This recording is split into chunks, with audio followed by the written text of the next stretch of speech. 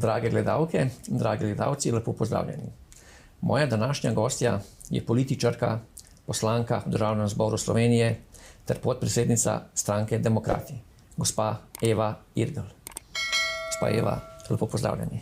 Lepo pozdravljeni. Sem zelo vesela, da sem danes z vami v vašem tem lepem studiu. Hvala. V bistvu jaz vedno gostjo ali gosta vprašam eno tako človeško vprašanje, kako ste? Dobro sem, sicer vstajam zelo zgodaj, hodim pozno spat, ampak pri teh letih se še očitno to da, tako da je pa res, da moraš poskrbeti tudi najprej zase, da lahko delaš dobre stvari in zdaj bom skušala tudi malo bolj se disciplinirati pri spanju. No, vse ste še mlada, mislim. Hvala. Dobrih 20 let ste v politiki, ne? Ampak predtem ste bila pa novinarka. Kako ste zaplavala, če tako rečem, v te novinarske vode? Čeprav ste študirala teologijo, kaj vas je navdihnilo za novinarstvo, naprimer, če greva malo nazaj, 20 let, malo še več? No, če smo čisto natančni, jaz nisem bila klasična novinarka, jaz sem delala v razvedrilnem programu. Bila sem voditeljica različnih oddaj v razvedrilnem programu. Takrat sem šla na audicijo, kjer je bilo 700 kandidatov in kandidatk. Takrat so delali še take velike, ogromne audicije za sprejem na RTV Slovenija in med 700 kandidati sem bila potem jaz izbrana edina za vodenje prime time oddaje, sobotne na televiziji. Seveda, to so bili zame lepi časi, lepa izkušnja. Je pa res, da če primerjam to s politiko, je politika moje večje poslanstvo in tudi, bom rekla, na nek način se bolje počutim v političnem prostoru, kot mogoče sem se prej v televizijskem. In obenem lahko rečem, da če me že sprašujete, kam imam mogoče raje v medijskem prostoru, jaz sem dolgo let delala tudi na različnih radijskih postajah. In radio mi je kot tak ljubši, bolj zanimiv, meni osebno, lahko delaš z glasom, tam si odvisen samo od tega. In če bi morala izbirati med radijem in televizijo, bi izbrala radio. Ko ste omenili radio, se spomnim nekje v ozadju svojega uma, da ste pred 24 leti se javljala iz Romunije iz tekme Ukrajina-Slovenija. Res je. To sem že malo pozabila. To je bila tekma kvalifikacije za vstop na svetovno prvenstvo. Ko je Mladen Rudonja dal edini gol v 50 minuti. Edini njegov gol kot napadalec. Ampak je bil vreden. Tako je. Ja. Se spomnite še tega? Seveda, tega se zelo dobro spomnim. Takrat smo šli z ekipo še nekaterih drugih iz takratnega radija, športnega radija. Mislim, da je bil takrat radio šport. Ne me zdaj čisto natančno vzeti za besedo, ker pozabiš malo stvari, ampak smo bili luštna, zanimiva ekipa, usedli smo se v avto, šli v Romunijo, tam spremljali tekmo. Jaz sem se ves čas poti javljala tudi iz terena. Ja, to je bila taka lepa izkušnja. Dobro, da ste me spomnili na njo, sem že čisto pozabila. Drugače, tudi sicer, ja, sem jaz še posebej včasih izjemno rada gledala nogomet. Moj oče je mogoče si je pa fanta želel, če malo v šali rečem. Mogoče je mislil, da bom jaz nogometašinja, ne pa sedaj političarka. Skratka, ena od mojih želja je bila tudi ta, da bi bila prva ženska, ki bi komentirala prenose oziroma imela prenose nogometnih tekem. To se ni zgodilo, to se ni uresničilo, ampak nogomet sicer zdaj še spremljam, nisem pa več taka poznavalka nogometne scene, če tako rečem. Prej sem pa poznala zelo veliko stvari, igralcev, znala sem vse našteti, pač, ja, sem imela rada nogomet. Sem prebral, da ste z očetom spremljali nogomet, pa tudi hodili na tekme, tudi hodili na nogometne tekme. Tudi občasno sem hodila, mogoče je zanimiva ena prigoda, da ko sem šla enkrat, mislim, da pri 17 letih v Anglijo za nekaj časa, je bilo ravno svetovno prvenstvo v nogometu in mislim, da je bil finale je bilo Italija-Brazilija. Jaz sem seveda navijala za Brazilce, ker sem pač brazilska tehnika igranja, lepota, ta baletnost v nogometu me je zmeraj navduševala in me še danes. Tako da to je, bom rekla, ekipa, ki je meni blizu. In takrat se spomnim, da je, mislim, da Dino Baggio zastreljal 11-metrovko. Pa kar poznate igralce?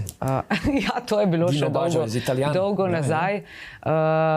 Tako da... Njegov brat Roberto Baggio. Tako, in potem sva imela z očetom po telefonu eno dolgo analizo tega nogometnega dogajanja, namesto da bi, bom rekla, se spraševala, kako je v Angliji, kako se počutim, sva pa raje analizirala nogometno tekmo. To še danes včasih počneva. Ampak, če sem čisto iskrena, zdaj z očetom bolj analizirava politično dogajanje kot nogometne tekme. Pa imate kakšen klub, ki ga podpirate, mogoče v tujini ali pri nas?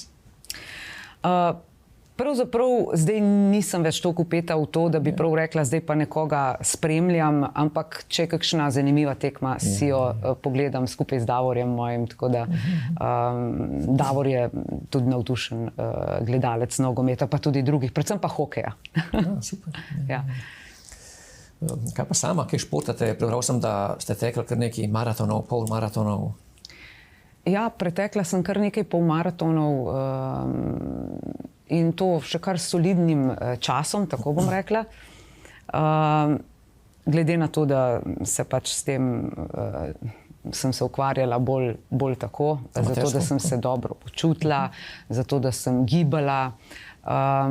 Sem si vedno želela, da bi mi uspelo preteči tudi pravi maraton, ampak za to ni bilo neke prave, pa ne bi rekla motivacije, ampak vsega skupaj.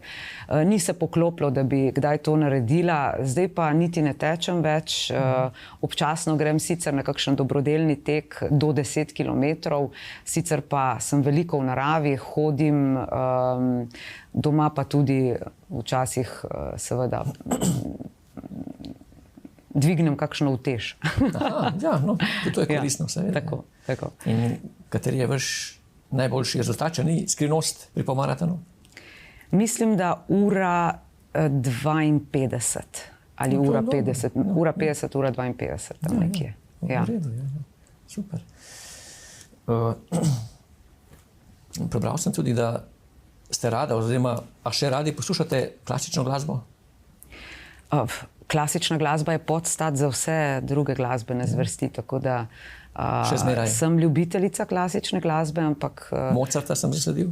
Tudi, ja, zelo rada, še posebej imam rada Requiem Mozartov.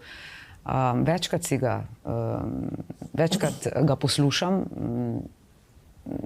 včasih tudi zato, ker želim razmisliti o kakšnih stvareh in mi določena glasba zelo ustreza v nekem trenutku. Pomiri? Tudi. Sicer pa sem jaz ljubiteljica tudi metal glasbe.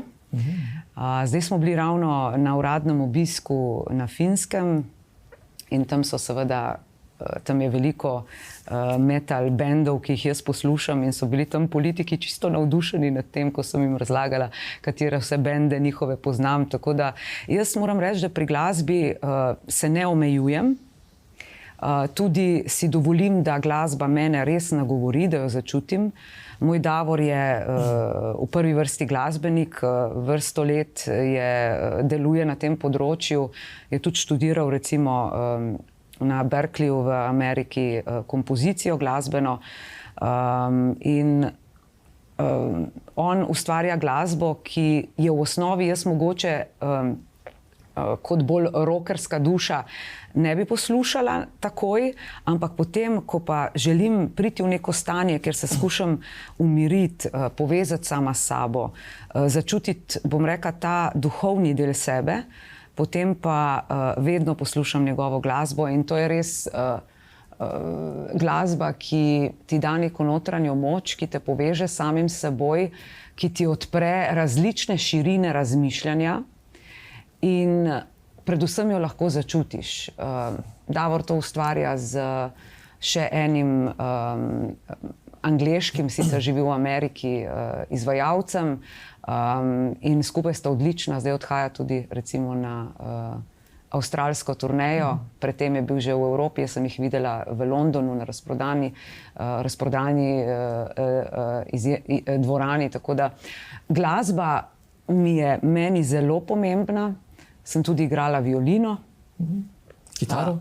Kitaro pa sem samouk, no? Tako občasno kaj zaigram, zaradi tega, ker se mi zdi dobro, da lahko v družbi kdaj tudi kakšen komad zaigram. Znam bolj samo akorde, ne igram drugače. Ampak je pa res, da je pa zanimivo, ne? Kako je res, glasba je vedno bila del mojega življenja. Vsi nekako smo s tem na takšen ali drugačen način povezani. Tudi moja sestra je odlična solo pevka.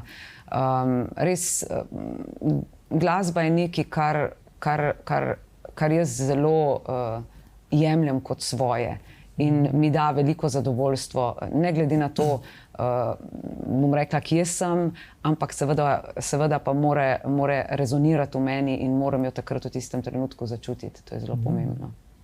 Jaz imam občutek, vsaka glasba nam nekaj ponudi v bistvu. Ne? Klasična glasba nas pomiri in meji na meditativno glasbo. Ne? Študirala ste teologijo. Kako to, da ste se ravno odločila za ta študij? Ste bili mogoče doma verni ali je to bila vaša notranja želja mogoče? No, jaz sem verna, ampak za študij teologije sem se pa odločila zaradi tega, ker je to res večplasten študij, ki v nekaterih delih gre lahko v globino. To je študij, ki ponuja res različno paleto različnih znanj, od dogmatike do umetnosti, do sociologije, filozofije. Skratka, to je študij, ki da neko veliko širino lahko in moram reči, da mi je bilo to zelo blizu, ker mene je od nekdaj zanimala tudi ta duhovna plat človeka. Jaz izhajam iz tega, da človek ni samo, ne vem, iz mesa in krvi, ni človek samo zoon politikon ali pa manchesterijanski homo economicus ali pa, ne vem, po darwinovsko pojmoviran, ampak je človek predvsem in zlasti tudi duhovno in presežno bitje. In ko to začutiš in se zaveš, da v resnici je res tako, živiš povsem druge dimenzije življenja. In tukaj lahko najbolj rečem tako, da če iščeš svetlobo iz sebe, v sebi, potem jo daješ tudi navzven. In če pa se zapiraš pred temi stvarmi, ne dopuščaš, da pridejo nekako vate, potem tudi navzven daješ mogoče drugačne signale, kot bi jih sicer želel. Mislim, da moraš biti zelo pomirjen in v ravnovesju sam s sabo in zato mogoče mi je bila tudi ta študij blizu v nekem delu. Predvsem pa lahko rečem, da sem skozi recimo predmeta kristologija in mariologija še bolj poglobila ta del tako imenovane Kristo zavesti, ko vidimo, da ima vsak človek v resnici svobodno voljo, da sam odloča o tem, kako bo peljal svoje življenje, kako bo ravnal v določenih situacijah, pa vendarle se mi zdi, da je tukaj pomemben tudi ta občutek bil za individualno odgovornost in ne toliko za kolektivno odgovornost, kar pa je danes vse prevečkrat se sklicujemo na kolektivno odgovornost, zato da se ta odgovornost razprši na različnih nivojih, namesto da bi gledali na individualno odgovornost, jo sprejemali in se potem tudi bolje odločali na nek način. Iz napredka posameznika se rodi napredek družbe. Tako je. In tako v političnem smislu, kot v osebnem, zasebnem smislu. Jaz lahko rečem, ne, mi smo vsi del celote. Jaz največkrat to predstavim na tak način. Vsi smo del celote. Če vsak posameznik prida najboljše, kar lahko k tej celoti, potem se kot družba vzdigujemo. Če pa razdvajamo, ločujemo, delujemo na teh bolj negativnih emocijah, če tako rečem, potem pa seveda kot družba stagniramo. In jaz si želim tudi kot političarka, da bi pripeljali v politični prostor večji dvig te zavesti, da bi spoznali, da le s povezovanjem in sodelovanjem lahko to vprašanje vam kasneje za vas. Bom rekla, s sodelovanjem in povezovanjem lahko delamo velike stvari. In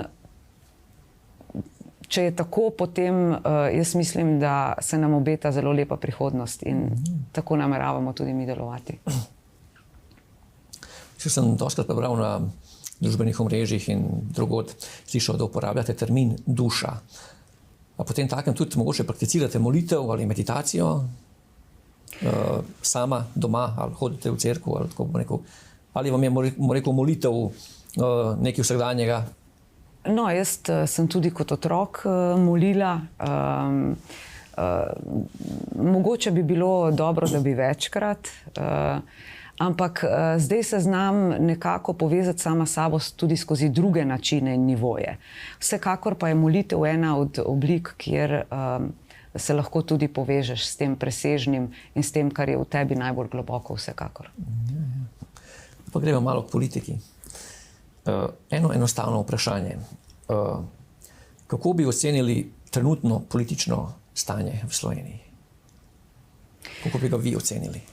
Ja, glejte, mi se zagotovo sedaj nahajamo v izjemno zahtevnih časih, ne samo v Sloveniji, ampak tudi širše, če pogledamo.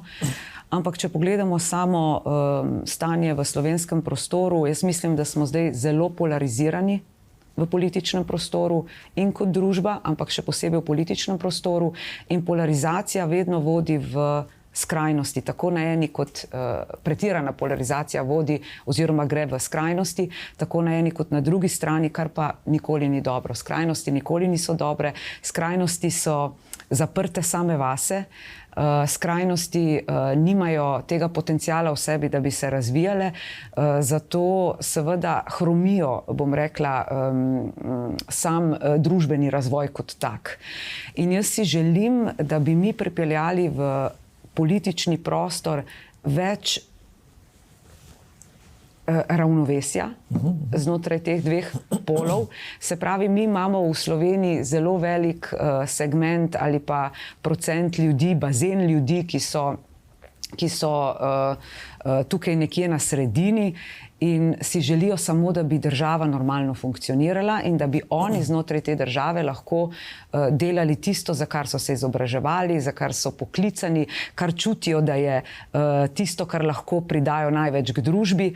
Se pravi, država mora biti pa tista, ki oblikuje takšno okolje, da se bodo ljudje znotraj tega okolja dobro počutili. In to je tisto, kar mislim, da manjka temu političnemu prostoru v tem trenutku in je treba bistveno več vlagati v to. In to mi kot demokrati delamo ves čas tudi na terenu. Mi smo obiskali že ogromno krajev, segli v roke ogromno ljudem, ustanavljamo iniciativne odbore. Tisto, kar se mi zdi najbolj pomembno, pa je to, da smo v tem času začutili utrip delovanja ljudi oziroma utrip tega, kaj slovenski prostor v tem trenutku ali pa v obdobju 10 let najbolj potrebuje. In tam smo tudi ugotovili, da se nam priključujejo ljudje, ki prej niso bili politično aktivni, ampak so danes začutili skozi naš način delovanja, da to rezonira v njih in da se lahko s tem povežejo. In če se ti lahko z neko idejo povežeš, jo čutiš, ne samo, da jo razumsko ponotranjaš ali pa v njej razmišljaš, ampak jo dejansko začutiš, tako je, da jo res začutiš, potem ima to največji efekt. In jaz moram reči, da sem tako vesela, ko hodim po terenu, tudi če sem malo utrujena od tega, ampak ko z Anžetom Logarjem, predsednikom stranke Demokrati, hodiva po terenu, sva zelo vesela, ko vidiva, da ljudje delajo to preobrazbo in čutijo, da ta politika zob za zob, sovraštvo na sovraštvo, žaljivka na žaljivko, ni zgodba, ki bo peljala Slovenijo naprej, ampak je zgodba povezovanja in sodelovanja tista, ki lahko dviguje naše potenciale. Torej, naša zgodba ni ta način delovanja, se pravi zob za zob, žaljivka na žaljivko. Naš način delovanja je, da želimo ljudem, da se ne ukvarjamo z drugimi, ker je to po moje trošenje energije za nekaj, kar nima nobenega efekta potem, ampak se ukvarjamo s tem, kaj lahko mi ponudimo ljudem, da bodo v tej državi lahko bolje živeli. Če pa pogledamo, ste me vprašali glede politične situacije tudi širše, pa lahko rečem, da smo v zelo zahtevnem obdobju kot svet in seveda del tega sveta je tudi Slovenija, predvsem pa del Evropske unije. Veste, kaj se dogaja v Ameriki približno in mislim, da je s tem obdobjem konec neke ere, da so zelo na preizkušnji, da je zelo na preizkušnji transatlantsko partnerstvo, ampak po drugi strani pa ni vse črnogledo. Moramo vedeti, da to, ko pride do takšnih, bom rekla, nekih drugačnih pozicij znotraj političnega prostora v svetu, potem je to lahko tudi priložnost za kaj novega. In jaz mislim, da je tukaj priložnost za Evropsko unijo, da se končno postavi na lastne noge, da naredi neko samorefleksijo ali pa nek notranji vpogled vase in predvsem se osredotoči na 3 stvari. To je na energetsko neodvisnost, na lastno varnost. Veste, kaj se dogaja, imamo vojna žarišča in tako naprej, nikoli ne veš, kdaj lahko gre neka stvar čez in moraš biti pripravljen na te stvari. In pa tretja stvar, absolutno debirokratizacija. Mi smo danes tudi na evropskem nivoju preveč oteženi z papirologijo, z akti, z vsem možnim spravili in tako naprej, da ne govorimo o Sloveniji, ki je pa res prednjači na tem nivoju in če želimo bolj uspešno državo, moramo najprej začeti z debirokratizacijo. Skratka, smo v zahtevni situaciji, ampak jaz mislim, da vsaka taka situacija rodi neke nove začetke. Predvsem pa lahko, če se znamo pravilno pozicionirati in če znamo stvari razmisliti in jih povezati tudi s tem, kar dejansko začutimo znotraj sebe, če to povežemo, pridemo do večjega ravnovesja in če prevedem to v politični jezik, pridemo do večje stabilnosti. In jaz si želim, da bi ljudje več med seboj sodelovali, tudi v evropskem smislu si jaz kot demokrat, kot podpredsednica stranke Demokrati si želim, jaz si želim močno Evropo, Evropo, ki bo poglobljena, ki bo imela lepo sodelovanje med državami članicami Evropske unije, ker to je navsezadnje naša skupna prihodnost in vedno je Evropa bila utemeljena prav na teh segmentih. Tako da jaz nisem tako pesimistična, vidim pa, da danes situacija ni tako enostavna, ampak se bo zgodil trenutek, ko bo prišlo do nekega preloma in takrat bo na vrsti ravno to, o čemer jaz govorim. Torej, takšna pot, ki jo jaz sedaj predstavljam, drugačen način političnega delovanja. Mogoče bi samo še to rekla, jaz sem desnosredinska političarka. Vedno sem bila in vedno bom. Se mi zdi pa, in moje vrednote so seveda jasne, je pa način delovanja mogoče malo drugačen od nekih prejšnjih mojih vezi političnih in to je tisto, kar se zdi meni pomembno poudariti. Način delovanja je drugačen. V bistvu, kar ste zdaj vse povedali, da ste izstopili iz SDS-a, je bil to razlog, kar ste pač zdaj vse povedali, oziroma kaj je bil pač tisti razlog, pač, da ste izstopili iz prejšnje stranke? Ja, glejte, jaz sem res po 20 letih izstopila iz članstva SDS. Jaz moram reči, da ta odločitev je bila zame težka, ko govorimo o neki čustveni dimenziji, ker morate vedeti, da jaz sem v tem času spletla mnoge vezi z različnimi ljudmi, z nekaterimi ustvarjala zelo lepe zgodbe, In ljudje so vedeli, kakšen je moj način delovanja. Sem tudi nenazadnje vodila veliko stvari Slovenski demokratski stranki. Seveda pa sem v tem času tudi ogromno naredila za stranko. Stranka je meni veliko dala, ampak sem tudi jaz veliko dala stranki. Jaz sem dolga leta bila predsednica Komisije za peticije, človekove pravice in enake možnosti in odpirala sem teme, ki jih drugi politiki bodisi niso upali odpirati, ker so bile tako, bom rekla, tudi malo pred časom v nekem momentu, ali pa so bile preveč občutljive, čeprav zelo pomembne za narodovo bistvo. Popravili smo tudi mnogo krivic v tem času, ko sem jaz vodila to komisijo. Skratka, mi smo veliko lepih zgodb naredili v tej konstelaciji. Ampak, ko pa govorimo o tem političnem segmentu, pa zame odločitev ni bila težka. Je bila lahka zaradi tega, ker sva midva z Anžetom Logarjem veliko se pogovarjala o politični širini, ugotovila sva, da znotraj sedanje, torej prejšnje konstelacije politične, tega ne moreva na takšen način peljati, čeprav sva večkrat opozarjala na to tudi znotraj poslanske skupine.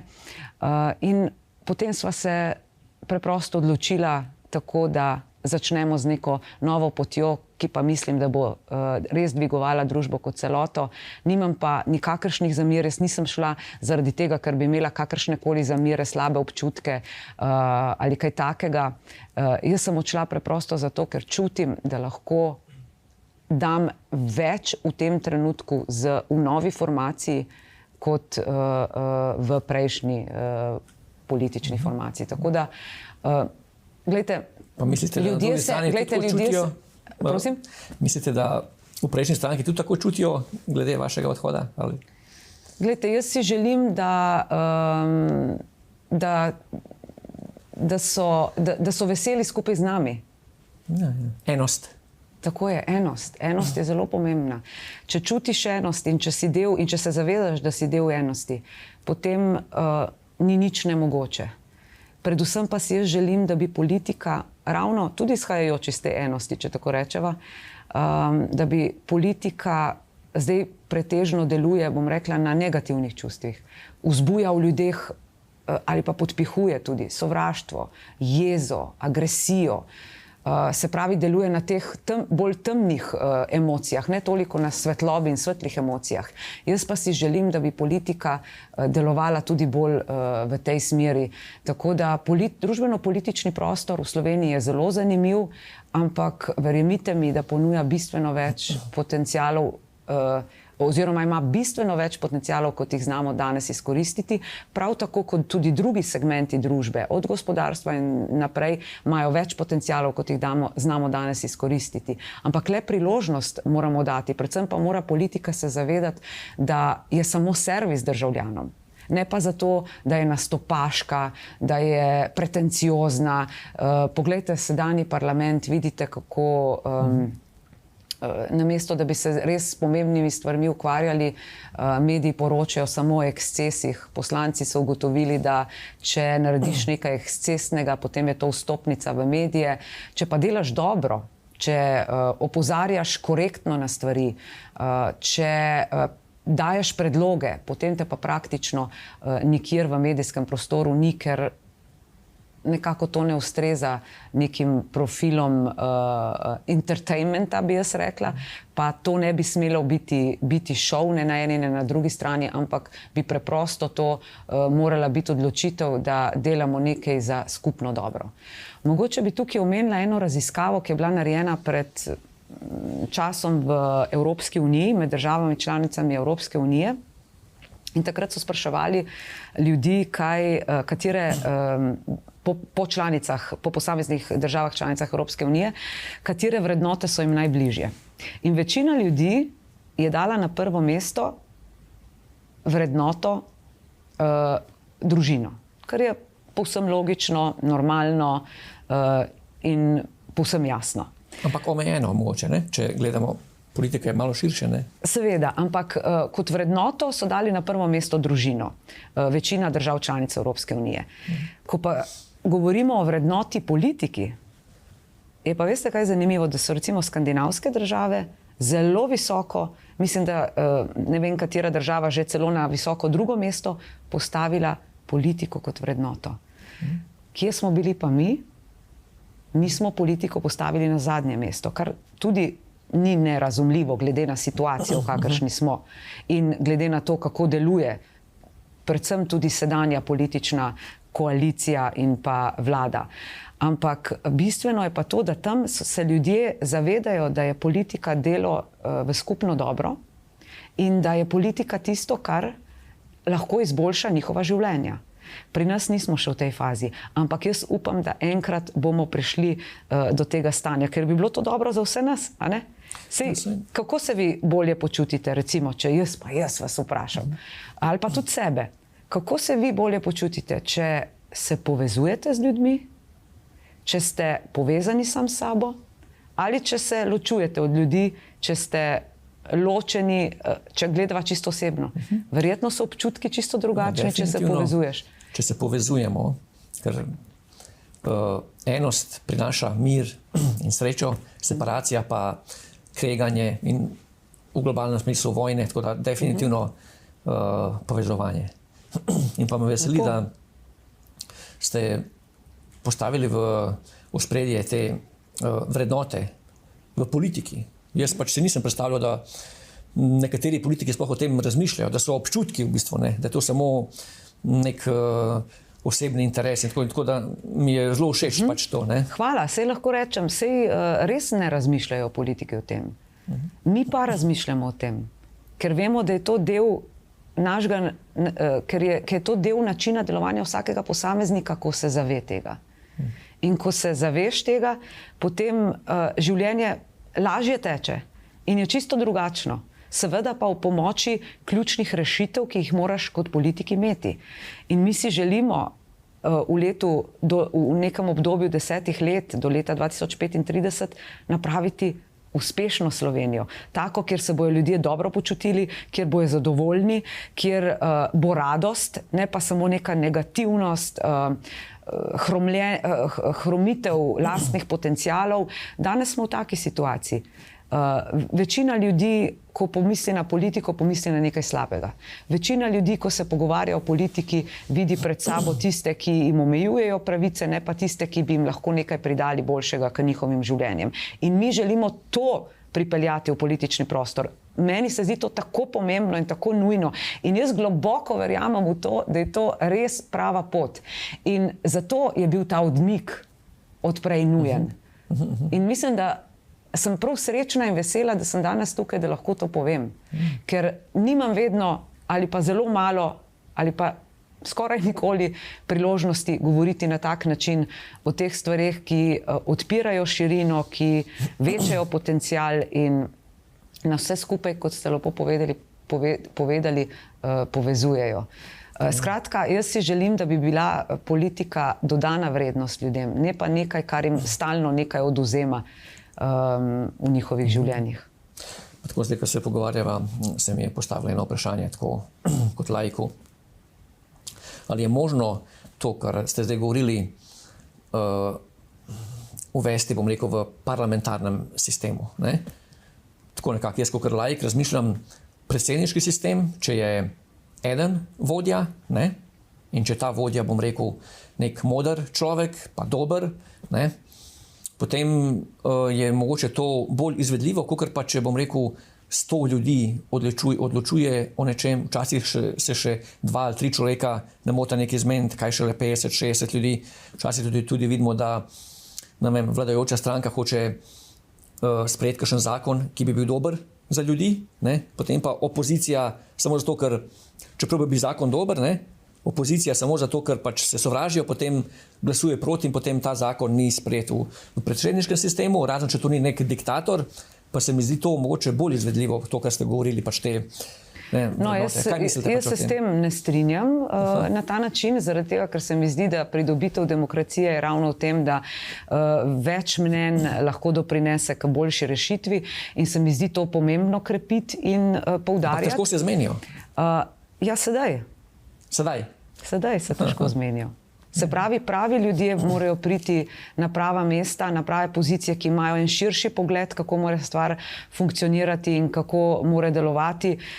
Tako da dajmo prepustiti to čas v čas. Jaz mislim, da prihaja ta čas, predvsem pa bi rekla, da je danes res, če pogledaš politični prostor, res vidiš, da so zelo na nasprotnih bregovih, zato pa mi govorimo o tej politični širini, ki jo je nujno potrebno pripeljati v politični prostor. Pa ne samo politiko, tudi še kam drugam, ampak politika je tista, ki pa mora dajati te zglede navzven in politična širina je izjemnega pomena. Prav tako tudi sodelovanje in povezovanje med sabo. Bom nekaj prebral, malo se bom telefon sposodil, bom prebral. Cesarji prejšnjih časov, ki so bili pri izbiri sredstev pogosto brez ozirov, so se pustili častiti kot bogovi, kot dobrotniki človeštva in kot moralni heroji. V tako imenovani ljudski demokraciji se vse, ki mislijo drugače, sramoti, zlopovi in izdajalci. In celo v demokracijah, posebno pred volitvami, se vrednostne sodbe o programih in osebnostih drugih strankah izrodijo v demagogijo in izraze sovražnosti. Tedaj lahko državljani slišijo govorico, ki nima nobene resne moralne regulative. B. Herring. Ja, Bernhard Herring. Ja. To je pokojni, zdaj že res odličen moralni teolog. Jaz imam trilogijo njegovih knjig Svobodni v Kristusu na nočni omarici in vedno mislim, da v marsičem, ko želim malo poglobiti svoj pogled na kakšno tematiko, vzamem to knjigo in pogledam in to še precej drži. Ja. No, to je bilo v bistvu vezano za prejšnje vprašanje, pač ampak ste vedno odgovorili pač za glede tega predsedniškega sistema. Ja, tle pač cesari prejšnjih časov mi pride na pamet mogulski cesari Akbar, Šah, Džahan, pa te indijski, pač ki so bili res tako, kakor pravite, spoštovani, ne? Ja, ja. Herring pravi, ja. Ja, Herring pravi, ja, Herring pravi, ja. Vi pa pač, bom rekel, kako bi rekel, podpirate to, no, njegovo izjavo. Ja, seveda, mislim, oziroma se nekako sem želela s tem, niti se to verjetno sem na družbenem omrežju objavila, ne, nekako, ko začutim, da je nek trenutek, da je potrebno neko tudi takšno misel pridati, če vidim, da me nekaj nagovori, potem večkrat tudi kaj takega objavim, ja. No, se mogoče ste že odgovorili na to vprašanje, ampak kako vidite delovanje stranke Demokrati v bodočnosti, 5-10 let naprej? Jaz vidim delovanje kot zelo, oziroma bom rekla, da v svetli prihodnosti. Svetlo prihodnost vidim, predvsem pa vidim, da lahko demokrati pripeljemo to v politični prostor, da bomo v obdobju 10 let, kot sem že prej povedala, naredili uspešno Slovenijo. To si mi želimo. Lahko pa opozorim, da mi smo v novembru imeli kongres ustanovni, kjer je bil predstavljen tudi program, bom rekla okvirni program, potem pa bo še natančen programski kongres v oktobru. Tam bomo predstavili res vse ključne rešitve, ki so pomembne, zato hodimo tudi po terenu, se srečujemo z ljudmi, z organizacijami različnimi, s posamezniki, ki nam povedo, katere so njihove pač težave ali pa težave tistega okolja ali pa izzivi, jaz rajši uporabljam to besedo, izzivi, da bomo znali primerno seveda ustvariti tudi bolj natančen program. Ampak že danes pa lahko rečem, ko v parlamentu tudi funkcioniramo kot poslanci, kot poslanska skupina poslancev stranke Demokrati oziroma nepovezani poslanci, se mi zdi, da je prav, da se osredotočimo na nekaj točk našega programa, ki so ključne, to je boj proti korupciji. Veste, da je korupcija tista, ki navadno hromi vse potencijale v državi na vseh družbenih nivojih. Zaradi tega se težje razvijamo, lahko bi dali sredstva v neke bolj pomembne stvari, potem pa ta sredstva nekam odtekajo, pa nikoli ne pridejo nazaj. Skratka, to je zelo pomembno poglavje, ki si ga moramo zadati vsi skupaj kot družba, ne samo politika, ampak vsi skupaj kot družba. Druga stvar, seveda zdravstvo, zdravstveni sistem. Zdaj je bil sprejet zakon o zdravstveni dejavnosti, ki buri duhove v javnosti, ki zaradi, ki mu na nek način nasprotujejo praktično vsi zdravstveni strokovnjaki. Opozarjajo, da ne gre za reševanje zdravstvenega sistema, ampak da se bo tukaj zaradi tega zakona se bojo težave še poglabljale, zlasti zaradi odhoda zdravstvenih delavcev iz zdravstvenega sistema. Skratka, to bo treba seveda še močneje začeti reševati. Potem govorimo tukaj o varnosti.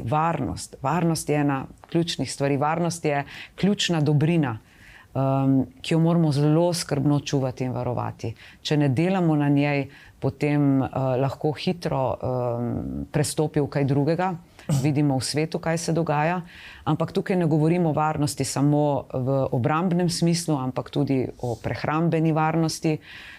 Nenazadnje, ravno nekaj dni nazaj smo bili z demokrati na Ptuju, kjer je prišel na naše srečanje tudi en mlad kmet, ki je povedal, s kakšnimi težavami se sooča in kako pomembno je, in to se mi zdi bistvo, da slovenska politika naredi več za varno hrano, za prehrambenost, za prehrambeno industrijo domačih izdelkov. Domačih, torej od našega kmeta, da v šolah so malice za otroke in v vrtcih od domačega kmeta, da dobijo pridelke iz torej slovenskih domačih kmetij. To so zelo pomembne stvari.